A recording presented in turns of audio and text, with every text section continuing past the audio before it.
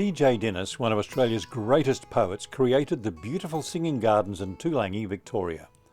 His most famous work, The Sentimental Bloke, made him a household name throughout Australia.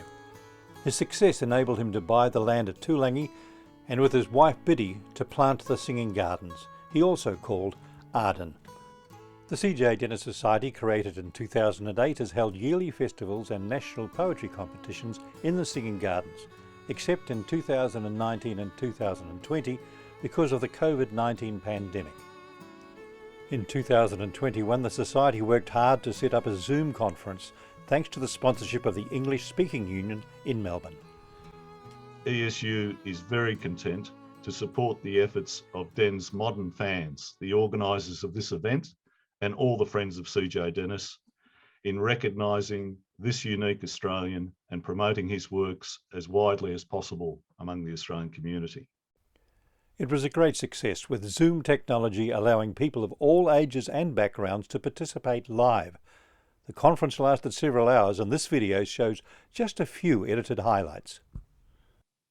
He's part of our tradition, the swagman and his pack, a solitary figure beside some dusty track a long way from the cities, the suburbs and the towns, a wandering bush hermit in someone's hand-me-downs.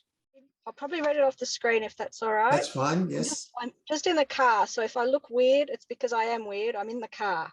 That's okay. This is modern communication.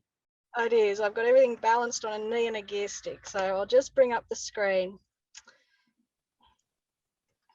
Okay. Choosing socks. When choosing socks to wear each day, I need to think it through. Which colour, pattern, fit or feel is right for foot and shoe? Should I wear my ankle socks or ones that reach my knees? Should I wear the stripy ones or those adorned with bees? Retirement? That's a joke, he said. Someday, when I get old, I'll think of it. Till then, I've got it made. I have to keep my hand in, stay in practice, not lose touch. The secret to longevity, I think, is standing up a lot, because that's what I do so much. And up till now, it's kept me in the pink. It cost just $7 for a haircut quite as fine as any that attracted twice the cost. You never know, this little shop, so ancient in design, was home to such tradition, all but lost. So this one is inspired by the bushfires in Australia and the Indigenous Australian technique of using hazard reduction burns, which reduce the chances of bushfires. Feed the fire, but don't give it too much. Otherwise, it might just warm up to your touch. Fuel the flames, but don't let them bite. You might just get pulled into a fight. Spark the embers, but don't let them burn too bright. You might just get lost in the light, never again to see the night. Third prize to Solitude by Noah Tasker.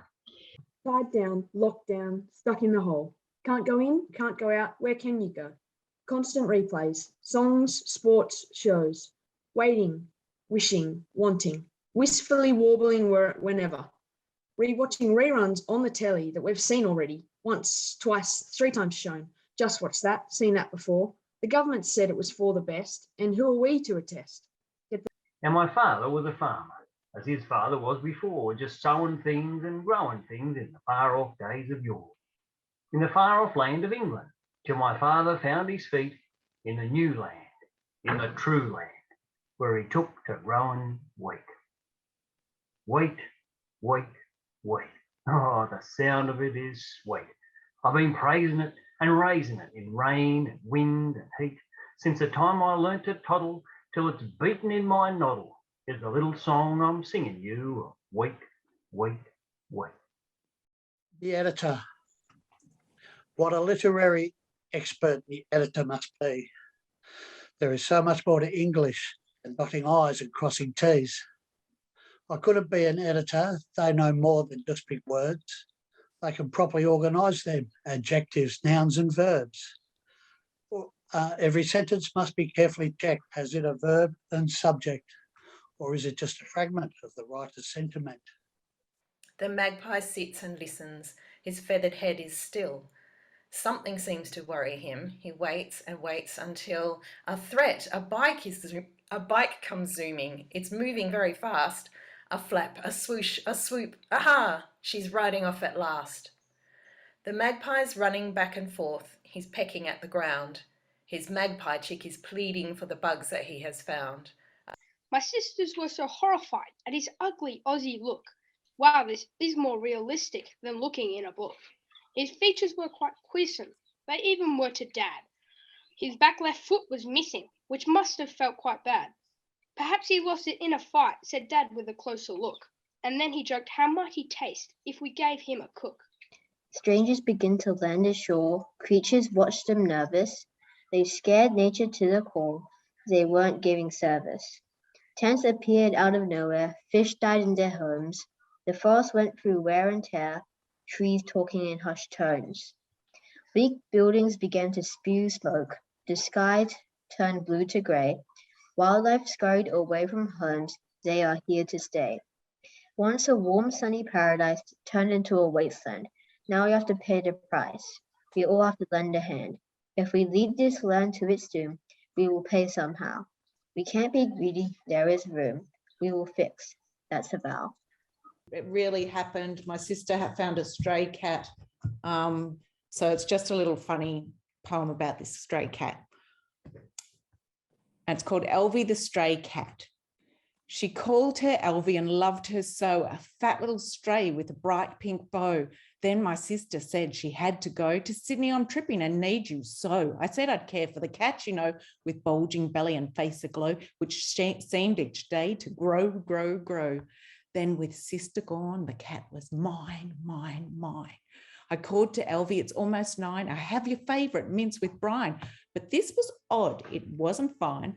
That timely kitty loved to dine. But on this day there was no sign of the puss that was mine, mine, mine.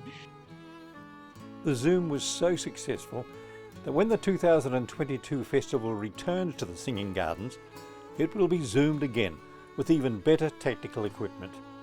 This technology is a wonderful way for far more Australians, even those overseas, to enjoy the festival live or recorded. There is nothing more Australian than the C.J. Dennis Festival.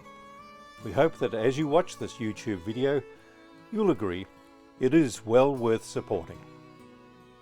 The humour and the liveliness and the engagement with poetry that rhymes and has metre are all wonderful to behold, and it really marks a fantastic legacy that the Society and the Singing Gardens are providing for C.J. Dennis and his work and his memories. And you're definitely keeping his name and the memories alive.